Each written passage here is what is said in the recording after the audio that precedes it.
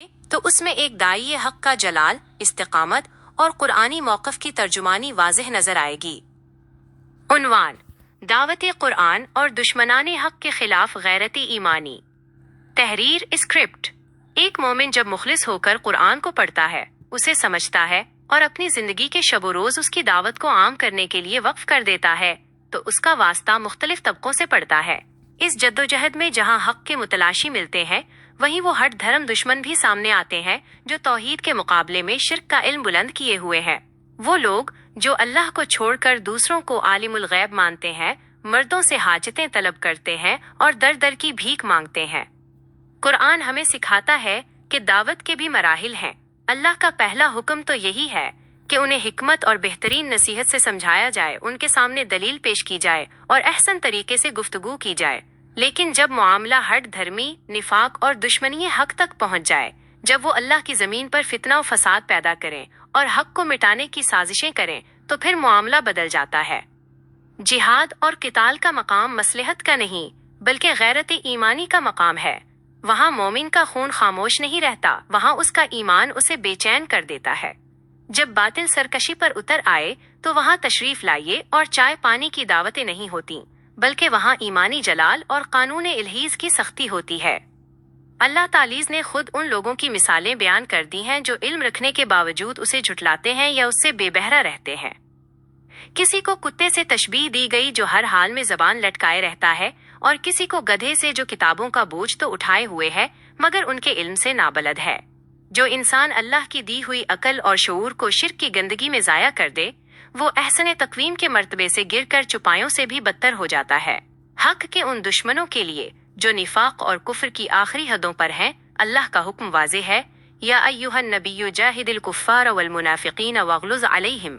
اے نبی، کفار اور منافقین سے جہاد کیجیے اور ان پر سختی کیجیے۔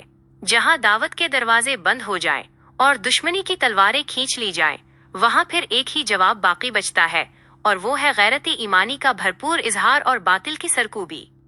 ریکارڈنگ کے لیے مشورہ: اس متن کو ریکارڈ کرتے وقت شروع میں دھیما اور مدلل لہجہ رکھیں، لیکن جہاں جہاد، غیرت ایمانی اور سختی کا ذکر آئے، وہاں اپنے لہجے میں جلال اور پختگی پیدا کریں تاکہ سننے والے پر اس کا اثر ہو سکے۔ آپ نے جن 4 مقامات کا ذکر کیا ہے، وہ قرآن کریم کی مختلف صورتوں میں انسانی رویوں کی عکاسی کے لیے بطور مثال بیان کیے گئے ہیں۔ ان آیات کی تفصیل درج ذیل ہے۔ 1. کتے کی مثال، علم کے باوجود دنیا پرستی۔ یہ آیت ان لوگوں کے بارے میں ہے جنہیں اللہ نے اپنی نشانیوں کا علم عطا کیا، لیکن انہوں نے دنیاوی خواہشات کی پیروی کی۔ فَمَثَلُهُ كَمَثَلِ الْكَلْبِ إِن تَحْمِلْ عَلَيْهِ يَلْهَثْ أَوْ تَتْرُكْهُ يَلْهَثْ۔ تو اس کی حالت کتے کی سی ہو گئی کہ اگر تو اس پر بوجھ ڈالے، دوڑائے تو بھی زبان نکالے رہے، اور اگر اسے چھوڑ دے تب بھی زبان نکالے رہے۔ سورۃ الاعراف، آیت 176۔ 2. گدھے کی مثال، علم پر عمل نہ کرنا۔ یہ مثال ان لوگوں کے لیے ہے جو علم کی بڑی بڑی کتابیں تو پاس رکھتے ہیں یا انہیں پڑھتے ہیں، مگر ان کے پیغام کو نہیں سمجھتے اور نہ ہی اس پر عمل کرتے ہیں۔ مثل الذین حملوا التوراة ثم لم يحملوها كمثل الحمار يحمل اسفارا۔ ان لوگوں کی مثال جنہیں تورات کا حامل بنایا گیا، پھر انہوں نے اس کا حق ادا نہ کیا، اس پر عمل نہ کیا، اس گدھے کی سی ہے جو بہت سی کتابیں لادے ہوئے ہو۔ سورۃ الجمعہ، آیت 5۔ 3. جانوروں سے بدتر، عقل و شعور کا استعمال نہ کرنا۔ یہ ان لوگوں کا ذکر ہے جو حق کو دیکھنے، سننے اور سمجھنے کی صلاحیت رکھنے کے باوجود اس سے منہ موڑ لیتے ہیں۔ اولئک کالانعام بل ھم اضل اولئک ھم الغافلون۔ وہ چوپایوں کی طرح ہیں، بلکہ ان سے بھی زیادہ بھٹکے ہوئے، یہی وہ لوگ ہیں جو غافل ہیں۔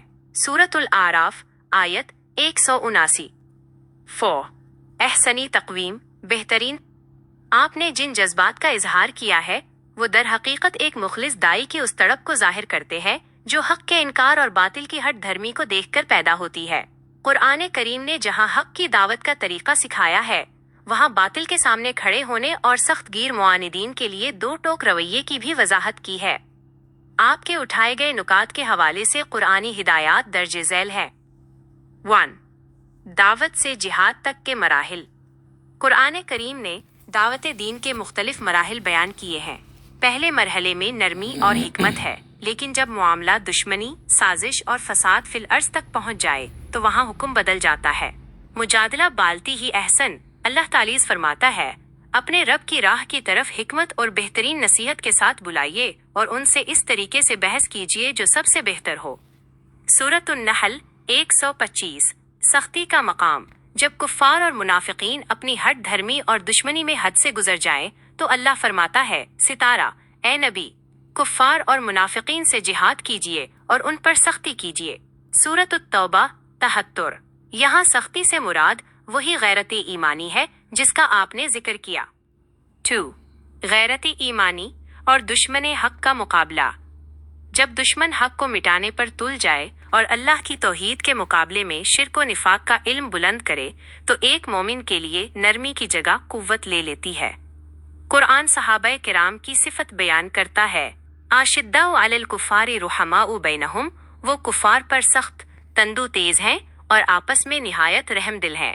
سورۃ الفتح 29۔ یہ سختی اس بات کی علامت ہے کہ حق کے معاملے میں کوئی سمجھوتا نہیں کیا جا سکتا۔ 3۔ ذلت اور رسوائی کی مثالیں۔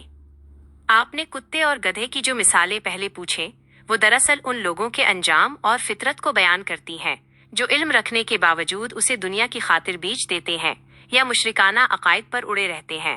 جب کوئی شخص جان بوجھ کر حق کا انکار کرتا ہے اور شرک و نفاق میں غرق رہتا ہے تو وہ اپنی انسانی تکریم، احسن تقویم کھو دیتا ہے۔ ایسے لوگوں کے بارے میں اللہ کا غضب ایسا ہوتا ہے کہ انہیں اولیزک ہم الشر البریہ، وہ مخلوق میں بدترین ہے، قرار دیا گیا۔ 4۔ قانون اور غیرت کا توازن۔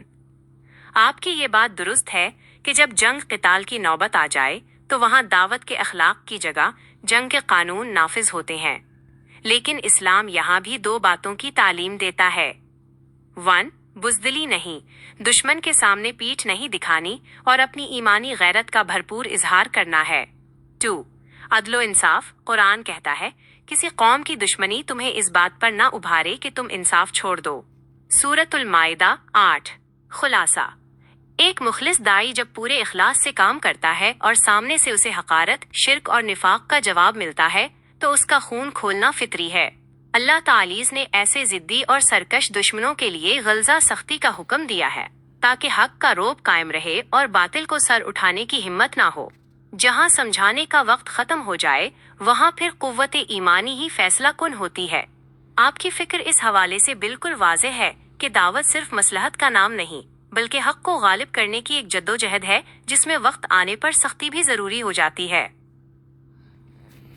چلیے، بہت بہت شکریہ۔ طویل تو ہے آپ کا میسیج، بس میں یہی چاہ رہا تھا، میں اخلاص کے ساتھ کام کر رہا ہوں اور کچھ کمظرف لوگ، پیٹھ پیچھے سے وار کرنے والے، جس کے پاس ہمت نہ ہو بات کرنے کی، جرت نہ ہو، جو اپنے تھرڈ کلاس عقائد کے بنیاد پر جو ہے حق کے خلاف کھڑے ہونے کی کوشش کر رہے ہیں، اس سے کچھ ہونے والا ہے نہیں۔ دین تو غالب ہونے کے لیے ہی آیا ہے، اور وہ اندر سے اتنے کمزور اور کھوکھلے ہوتے ہیں کہ ان کا دل تو مان جاتا ہے کہ واقعی یہ بندہ کہہ تو رہا ہے صحیح، لیکن اب وہ اپنی جو ہے ایک ٹانگ مرغی والی اس چکر میں آ کے اس طرح کی حرکتیں کرتے ہیں۔ چلیے، اللہ کی لعنت ایسے لوگوں پہ۔